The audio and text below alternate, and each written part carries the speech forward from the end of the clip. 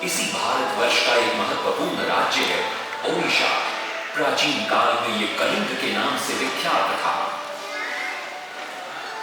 सूर्य की पहली किरण इसी प्रदेश के एक कोण पर पड़ती है। इसी स्थान पर कभी संसार का सबसे भव्य और विशाल सूर्य मंदिर बनवाया गया था। तुम कलिंग की पहचान हे कोणार्क, इतिहास का स्वाभिमान हे कोणार्क,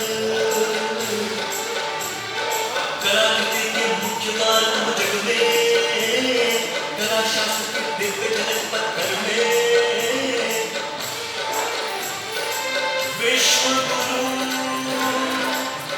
भारत के गौरव, आज दया के पात्र हो क्यों कोणार्क, कोणार्क, कोणार्क, कोणार्क।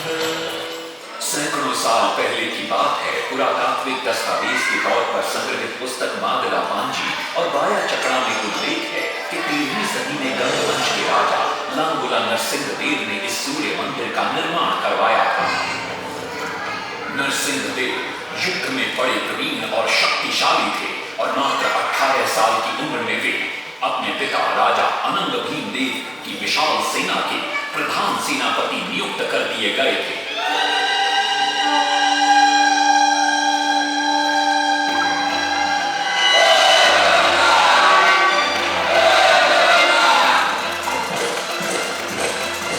सेनापति बनने के बाद नरसिंहदेव ने अपने कुशल नेतृत्व से दक्षिण के कई आक्रमणकारी राजाओं को युद्ध में हराया।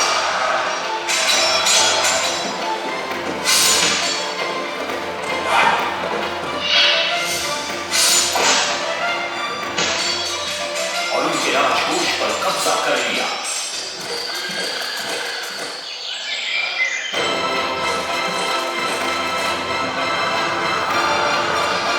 तत्पश्चात उन्होंने विजय गोंडा, जिसे आज हम वारंगल के नाम से जानते हैं,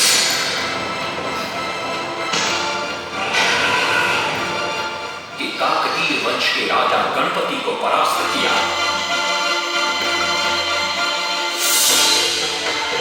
और उनके राजकोष पर भी कब्जा कर लिया। 3 वर्षों तक निरंतर युद्ध के पश्चात जब वे बहुत सारी धन संपदा लेकर कलिंग लौटे तो राजमहल में उनका भव्य स्वागत हुआ।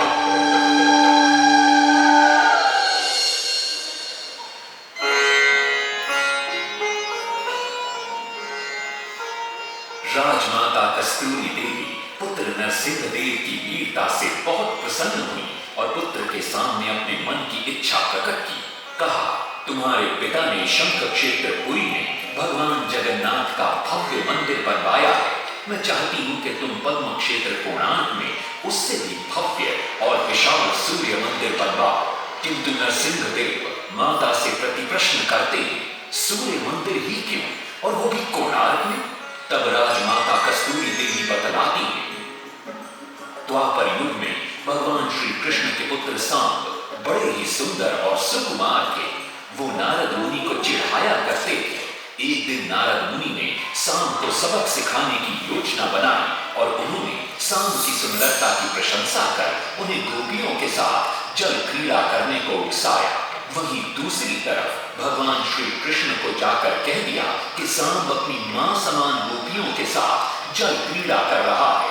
श्री कृष्ण इस बात से बहुत क्रोधित हो जाते हैं और वे सांब को श्राप दे देते हैं, जिस सुंदरता का तुम्हें अभिमान है वो तत्क्षण नष्ट हो जाए। सांब को कोढ़ हो जाता है। जब सांब राजमहल लौटते हैं और मां जामदेवी को ये पता चलता है कि पिता श्री कृष्ण के श्राप की वजह से सांब की ये अवस्था हुई, तो सारी रानियां क्रोधित हो जाती है। नारद जी को बुलाया जाता है।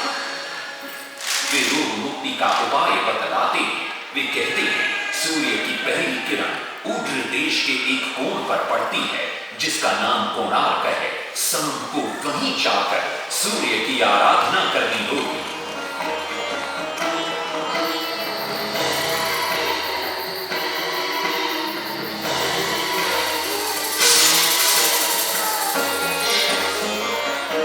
बहुत ही लंबी और कठिन यात्रा के पश्चात शाम अपने सैनिकों और सेवकों के साथ कोणार्क की चंद्रभागा नदी के तट पर पहुंचते हैं और नित्य प्रातः स्नान के बाद सूर्य की आराधना आरंभ करते हैं।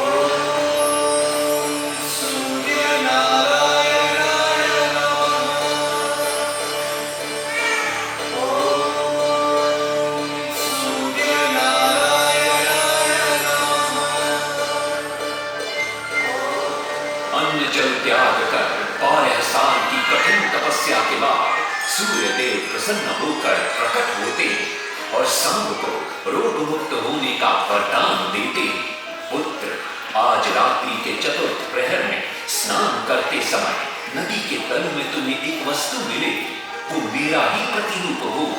उसका स्पर्श पाते ही तुम इस कोढ़ रोग से मुक्त हो जाओगे।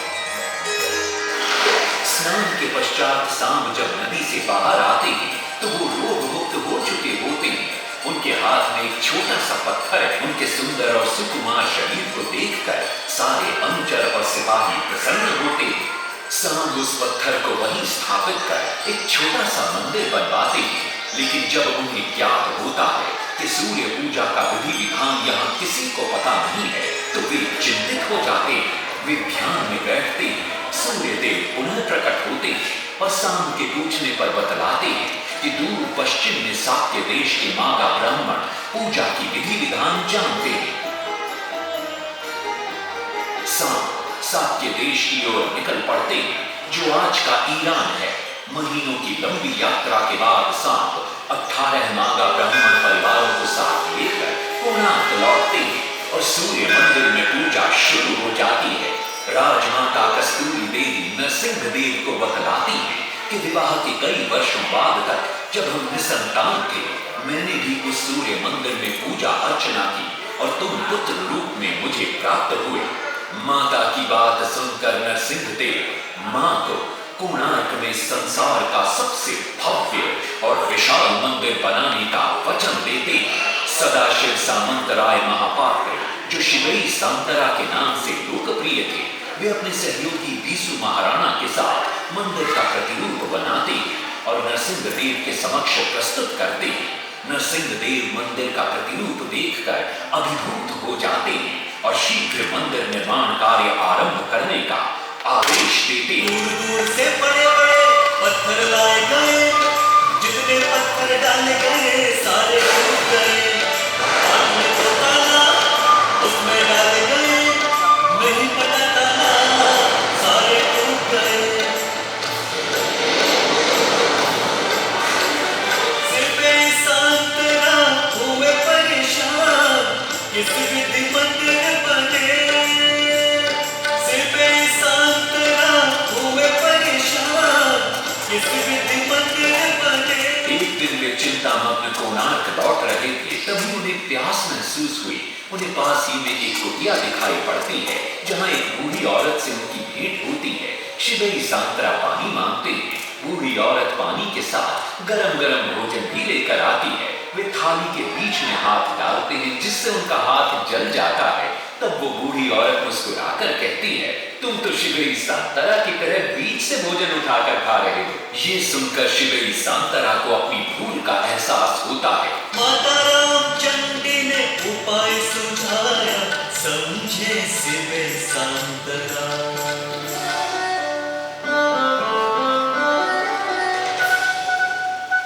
तत्पश्चात वो किनारे से पत्थर डलवाना शुरू करते हैं और मंदिर निर्माण का कार्य तेजी से आगे बढ़ने लगता है। 1200 शिल्पियों ने 12 वर्ष में मंदिर बनाया। घोड़े साथ सजा कर रथ में समय का चक्र बनाया।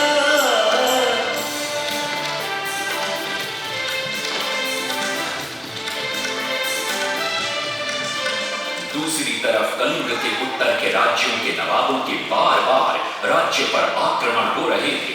इन आक्रमणों से क्रोधित होकर नरसिंह देव अपनी विशाल सेना को लेकर युद्ध के लिए निकल पड़े।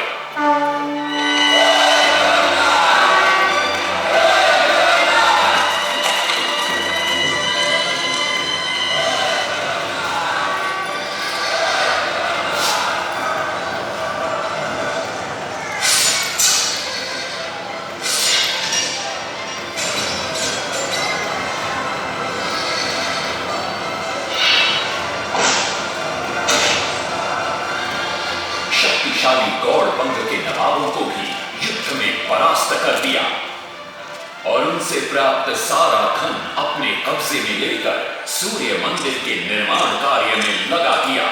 1200 कारीगरों के अथक प्रयास से 12 साल बाद विशाल और भव्य सूर्य मंदिर बनकर तैयार हुआ।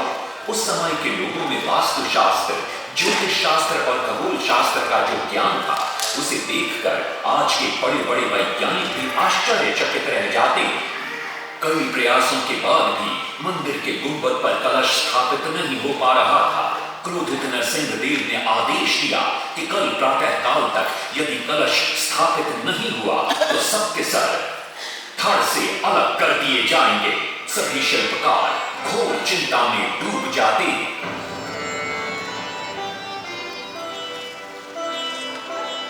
दूसरी तरफ मुख्य शिल्पकार बीसू महाराणा का 12 साल का बेटा धर्मपद सूर्य मंदिर के प्रतिरूप पर कलश बिठाकर प्रसन्न होता है और मां के सामने अपने पिता से मिलने की इच्छा व्यक्त करता है। मां अपने बागीचे के बेर पोटली में बांध कर देती है और कहती है, अपने कुत्ते बलिया को साथ लेकर कोणार्क जा। बलिया अपने मालिक को पहचान लेता है और बीसू महाराणा से लिपट जाता है। धर्मपद अपने पिता को प्रणाम करता है और अपना परिचय देता है। सबको चिंता में देखकर वो अपने पिता से इसका कारण पूछता है। कारण जानकर धर्मपद कहता है, अगर आप आज्ञा दें तो मैं मंदिर के गुंबद पर कलश स्थापित कर सकता हूं। शिवे सांतरा धर्मपद को अनुमति दे देते हैं। धर्मपद गुंबद पर चढ़ जाता है और कुछ ही समय के प्रयत्न के पश्चात वो कलश को स्थापित करने में सफल हो जाता है। गुंबद पर कलश स्थापित होते नीचे गर्भगृह में चारों दिशाओं में लगे चुंबकों के आकर्षण से सूर्य महाप्रभु की मूर्ति शून्य में स्थापित हो जाती है। सब धर्मपद को कंधे पर बिठाकर खुशी से नृत्य करने लगते हैं। तभी कुछ कारीगर इसका विरोध करते हुए कहते हैं, अगर सुबह राजा को ये पता लग गया कि इस बच्चे ने कलश को स्थापित किया है तो किसी का बचना संभव नहीं है, इसलिए धर्मपद को मरना होगा। इस बात से शिवे सांतरा बड़े क्रोधित हो जाते हैं। भीषण वाद विवाद छिड़ जाता है। ये सब देखकर धर्मपद गहरी चिंता में पड़ जाता है और वो सोचता है कि यदि मेरे जीवित रहने से इन सब का सर काट दिया जाएगा तो इससे अच्छा है कि मैं आत्म बलिदान कर दूं ताकि सबके प्राण बच जाए। और उसी पल धर्मपद नवनिर्मित सूर्य मंदिर के शिखर पर चढ़ जाता है। महाराणा के सुपुत्र धर्मान कलश बिठा के त्याग दिए निज प्राण, शिल्पियों का मान बढ़ाया। वास्तुशास्त्र के अनुसार बना सूर्य मंदिर।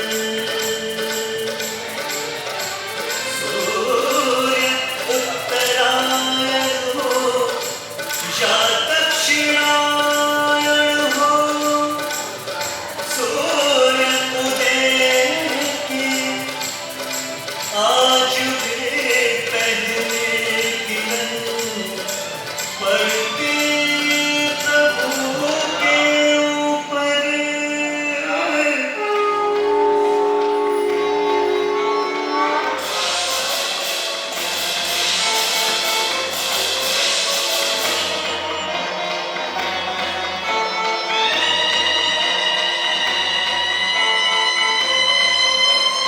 तभी वहां नरसिंह देव भी आ पहुंचते हैं।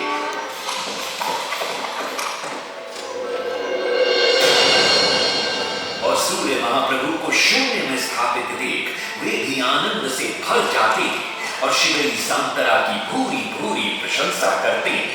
वो ये भी घोषणा करते हैं कि माघ शुक्ल पक्ष की सप्तमी को मंदिर की प्राण प्रतिष्ठा की जाएगी। लेकिन श्री सांतरा कहते, राजन, तिथि तो अच्छी है, लेकिन मंदिर की प्राण प्रतिष्ठा के लिए ये शुभ नहीं है। किंतु राजा अपनी बात पर अड़ जाते हैं। श्री सांतरा को दुख होता है और कोई वाद विवाद किए बिना वे हमेशा के लिए वहां से चले जाते हैं।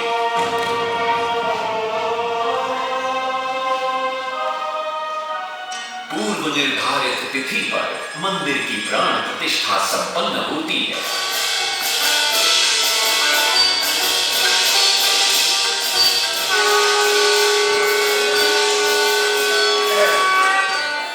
लेकिन कुछ दिनों बाद अमंगल होना शुरू हो जाता है। सबसे पहले विराट सिंह की मूर्ति नीचे आ गिरती है। तत्पश्चात मंदिर की शिलाओं का गिरना भी शुरू हो जाता है। नरसिंह देव को अब समझ में आता है कि श्री सांतरा का कहना सही था, लेकिन देर हो चुकी थी। बहुत साल बाद मंदिर के आसपास जंगल उगाए और ये मंदिर घने जंगलों के बीच छुप गया। जब अंग्रेजों ने जंगल के बीच इस मंदिर को देखा तो उन्होंने इसका पुनरुद्धार किया। आज आप उसी विशाल मंदिर के भग्नावशेष देख रहे हैं। ये है इस प्रसिद्ध मंदिर की कथा। अब इस कथा में कितनी सत्यता है और कितनी कल्पना है, ये तो किसी को नहीं मालूम, लेकिन ओडिशा की जनश्रुतियों में यही कथा विद्यमान है।